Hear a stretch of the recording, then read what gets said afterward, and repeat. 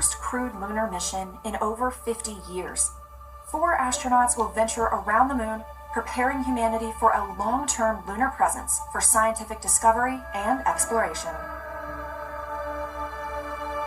The 10-day test flight will demonstrate a range of deep space exploration capabilities with crew. The mission will prove the Orion spacecraft is ready to keep astronauts alive in deep space and allow the crew and ground teams to practice operations essential to the success of future missions. On launch day, the Artemis II crew suits up, undergoes final checks, and rides in the crew transportation vehicles to Launch Pad 39B at NASA's Kennedy Space Center in Florida. Stacked on the mobile launcher, NASA's 322-foot-tall SLS, or Space Launch System rocket with the Orion spacecraft awaits the crew, having made its 4-mile journey from the vehicle assembly building on the crawler transporter to the pad. The launch team fills the SLS propellant tanks with over 700,000 gallons of liquid oxygen and liquid hydrogen and verifies guidance, communications, and avionics. At 12 seconds before liftoff, the hydrogen burn-off igniters fire. About 6 seconds later, the rocket's 4 RS-25 engines ignite. When the countdown reaches 0, the umbilicals retract, giving SLS and the crew in Orion the clearance to begin the journey. The 6 million-pound moon rocket produces 8.8 million pounds of thrust to accelerate towards space. 75% of this power comes from the 2 17-story solid rocket boosters, each producing 3.6 million pounds of thrust.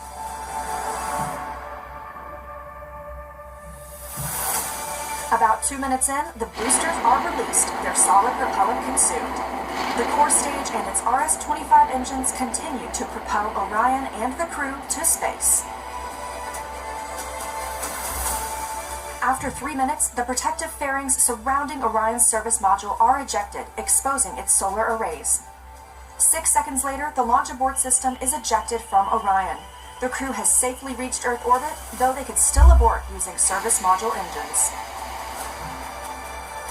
About 8 minutes after launch, the SLS core stage engines shut down and the interim cryogenic propulsion stage, or ICPS, and Orion separate from the core stage.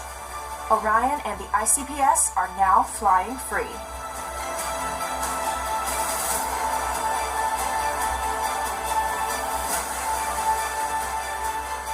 Orion's 4 solar arrays deploy, powering the spacecraft and charging its batteries for when it moves out of direct sunlight during the journey to the moon and back.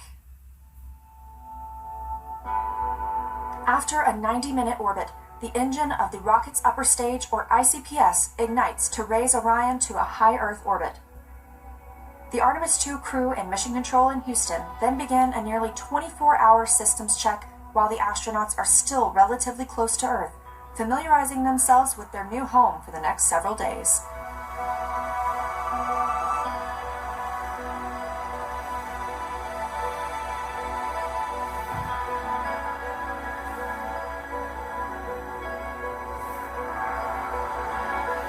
Once in high Earth orbit, Orion separates from the upper stage.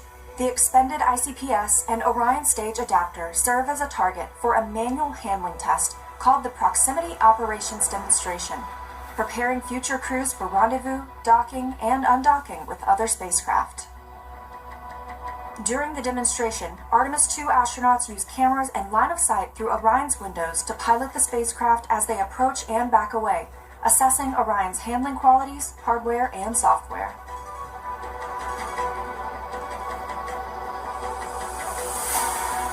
Following the demonstration, spacecraft data is collected to verify system performance, such as life support, communications, and navigation, ensuring Orion and the crew are ready for the voyage ahead.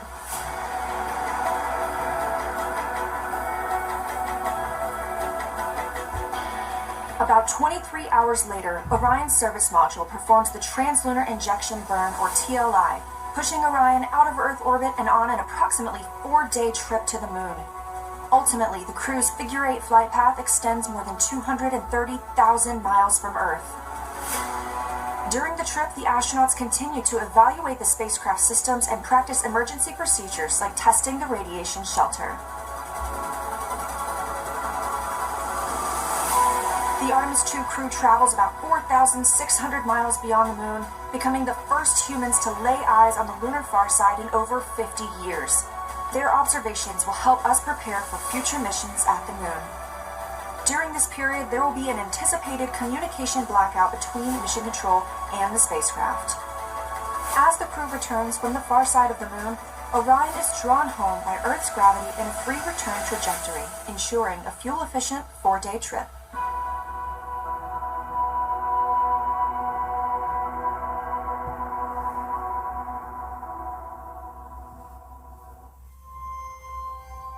Before entering the atmosphere, Orion's crew module separates from the service module.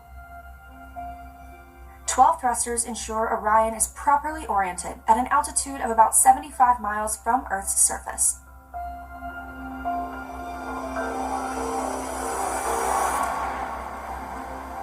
Orion and the crew enter Earth's atmosphere at a speed of nearly 25,000 miles per hour. Decelerating at a rate up to 4 times the force of gravity, the crew will feel 4 times heavier than they do on Earth. Orion's heat shield protects the spacecraft from temperatures of about 5,000 degrees Fahrenheit, about half as hot as the surface of the sun. To slow its descent, Orion begins a precise deployment sequence of 11 parachutes. 3 forward bay cover parachutes first separate the protective thermal cover that sits over the chutes. 2 drogues slow and stabilize the crew module, then cut free. 3 pilot chutes lift the 3 main parachutes, deployed at an altitude of 9,000 feet and traveling 130 miles per hour. These chutes slow the crew module to a speed of less than 20 miles per hour. After traveling more than 595,000 nautical miles, Orion splashes down in the Pacific Ocean, about 50 nautical miles from the California coast, just 16 minutes after entering Earth's atmosphere. After splashdown, a recovery team that includes the U.S. Navy, Air Force, and NASA approaches Orion. The team ensures it's safe for the crew to exit before divers help the astronauts onto an inflatable front porch, hoist them into helicopters, and fly to the recovery ship. Orion is towed into the ship for its return to Kennedy Space Center. Their mission complete, the crew is flown back to land and step on solid ground for the first time in 10 days. This is Artemis II. Learn more about Artemis at nasa.gov/Artemis.